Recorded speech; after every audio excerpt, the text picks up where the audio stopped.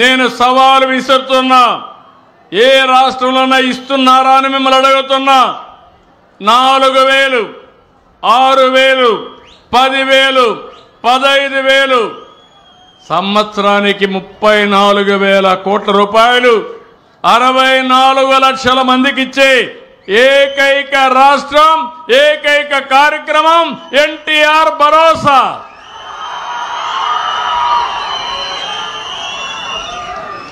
ఇంకా చాలా సంక్షేమ కార్యక్రమాలు ఇచ్చాం. రేపు మళ్ళీ ఈ యొక్క దసరా కానుగ్గా మా ఆటో డ్రైవర్లకు కూడా 15,000 రూపాయలు ఇస్తున్నాను. ఇది కాకుండా మీరందరూ గుర్తుపెట్టుకోవాలి, ఈ డబుల్ ఇంజిన్ సర్కార్, కేంద్రంలో రాష్ట్రంలో 2 కూడా ఎన్డీఏ ప్రభుత్వాలు ఉన్నాయి. మనం ఈరోజు సూపర్ 6 సూపర్ హిట్ అయింది, అవునా కాదా అని మిమ్మల్ని అడుగుతున్నా. పేదవాళ్లకు న్యాయం జరిగింది.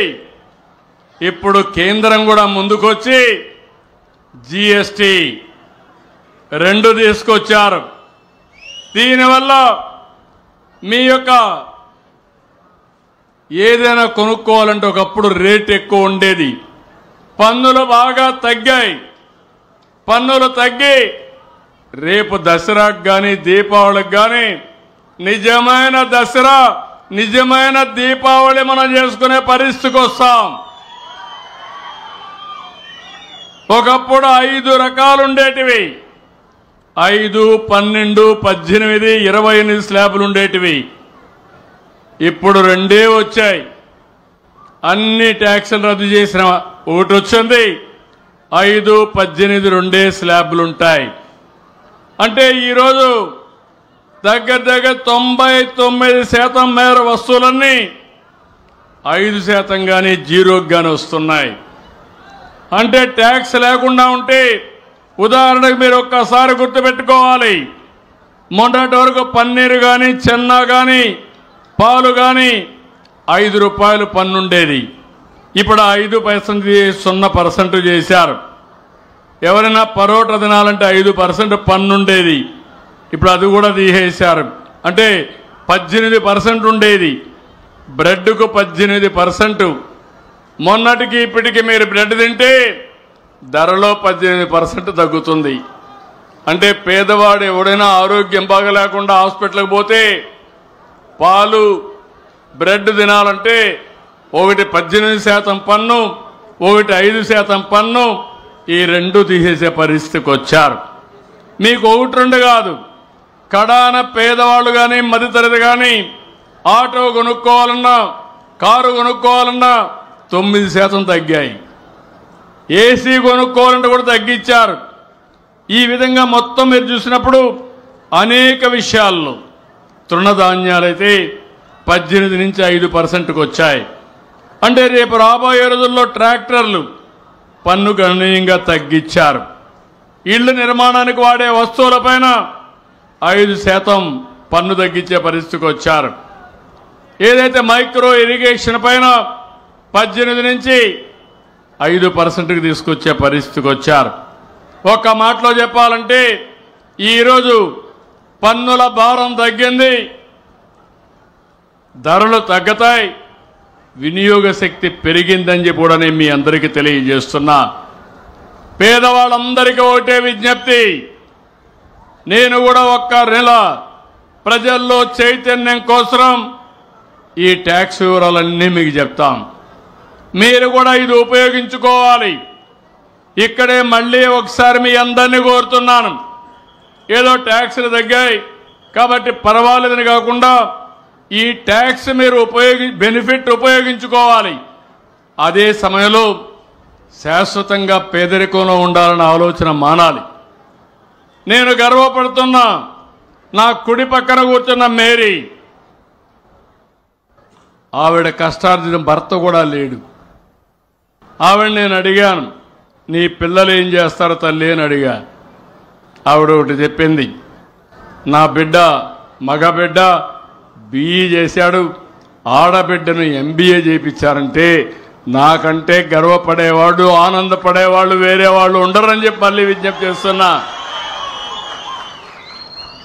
ఆ తల్లి నిస్సహాయరాలు కాదు, స్వయం కృషి, పట్టుదల, విజన్. డబ్బులుండే పిల్లవాళ్ళే చదివేది కాదు, నా పిల్లవాళ్ళు కూడా చదివిస్తానని చదివించి బ్రహ్మాండంగా జీవితాల్ని తీర్చిదిద్దంటే ఈ మేరీ మనందరికీ ఆదర్శం అని చెప్పి కూడా నేను మీకు తెలియజేస్తాను. గట్టిగా చప్పట్లు కొట్టి అభినందించండి. ఇంకో పక్క రమణ గారు ఉన్నారు. రమణ గారు ఉన్నారు. ఆవిడ కూతురు ఇక్కడే ఉంది, డిగ్రీ చేపిస్తా ఉంది. నేను గర్వపడుతున్నా. ఇది స్ఫూర్తి. అందుకే నేను P4 పెట్టి పిల్లల్ని బాగా చదివిస్తే మీ జీవితాలు బాగుపడతాయనే ఉద్దేశంతో నేను ఈ కార్యక్రమానికి శ్రీకారం చుట్టాను. మీరందరూ గుర్తుపెట్టుకోవాల్సిన అవసరం ఉంది. వాళ్ళిద్దరిని కూడా గట్టిగా చప్పట్లు కొట్టి అభినందించండి. అది స్ఫూర్తి. ఒకప్పుడు నేను ఒక మాట చెప్పాను, మీ పిల్లల్ని బాగా చదివించండి, ఐటీ చదివించండి. పైకి వస్తారంటే గ్రామాల్లో ఉండే తల్లిదండ్రులు దగ్గరుండే టౌన్కి వచ్చి అక్కడ ఇల్లు పెట్టుకొని పిల్లలు చదివించారు. దాంతో ఈరోజు మీరు చూస్తే ఆ రోజు చదివించిన పిల్లలు ఐటీలో బ్రహ్మాండంగా రాణించి హైదరాబాదుకు, బెంగళూరు లాంటి సిటీలకు వెళ్ళి అక్కడి నుంచి విదేశాలకు వెళ్ళారు. ఈరోజు ప్రపంచంలో ఏ దేశానికైనా వెళ్ళండి, ఒక పాష్ లొకాలిటీకి వెళ్ళండి, అక్కడ పెద్ద పెద్ద ఇళ్ళు చూసి గట్టిగానే మీరు తెలుగులో మాట్లాడితే 100 మంది తెలుగు వాళ్ళు బయట వస్తారు అక్కడ. అది ఆ రోజు నేను చూపించిన స్ఫూర్తి అని మరొక్కసారి మిమ్మల్ని అందరినీ కోరుతున్నా. కొంతమంది మాటలు చెప్తా ఉంటారు, చెత్త కబుర్లు చెప్తా ఉంటారు, ఏమీ చేసిన చరిత్ర ఉండదు. చరిత్ర రాయాలన్నా, చరిత్ర తిరగా రాయాలన్నా ఏ తమ్ముళ్ళు మీరు కూడా ఒకటి ఆలోచించాలి. మళ్ళీ అటు ఇటు అడ్డదారి చూడొద్దండి. నేను అందుకే ఒకే మాట చెప్పాను, మనకు వైకుంఠపాళి వద్దు. నేను పైకి ఎక్కిపోవడం, మళ్ళా వేరే వాళ్ళు కిందికి లాగడం, మళ్ళా మిమ్మల్ని అందరినీ పైకి తీసుకురావడానికి ప్రయత్నం చేయడానికి నా జీవితం సగం సరిపోయింది.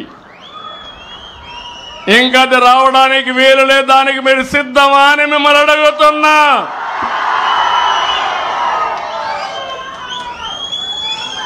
నా లక్ష్యం ఒకటే, అందరికీ ఆదాయం పెరగాలి. ఆదాయం పెరుగుతుంది, ఆ మాట కూడా చెప్తున్నా. ఒకప్పుడు మీరు బస్తాలు మోసేవాళ్ళు, మడకలు దున్నేవాళ్ళు, దుక్కి చేసేవాళ్ళు, చాలా కష్టపడేవాళ్ళం. ఇప్పుడు శారీరక కష్టం కాదు కావాల్సింది, మేధో శక్తితో పనిచేయాలి. మీ అందరి దగ్గర సెల్ ఫోన్లు ఉన్నాయా లేవా?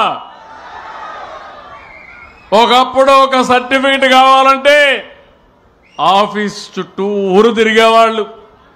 పిల్లలు చదువుకోవాలంటే క్యాస్ట్ సర్టిఫికెట్ ఇవ్వాలి, ఇన్కమ్ సర్టిఫికెట్ ఇవ్వాలి, నేటివిటీ ఇవ్వాలి. దీనికోసం ఎంఆర్ఓ సరిపోతే తిప్పిందే తిప్పుడు. ఇప్పుడు ఎవ్వరి దయాదర్శనాల అవసరం లేదు. WhatsApp governance. ఏ పని కావాలన్నా ఫోన్ తీసుకొని మీరు కొడితే ఆ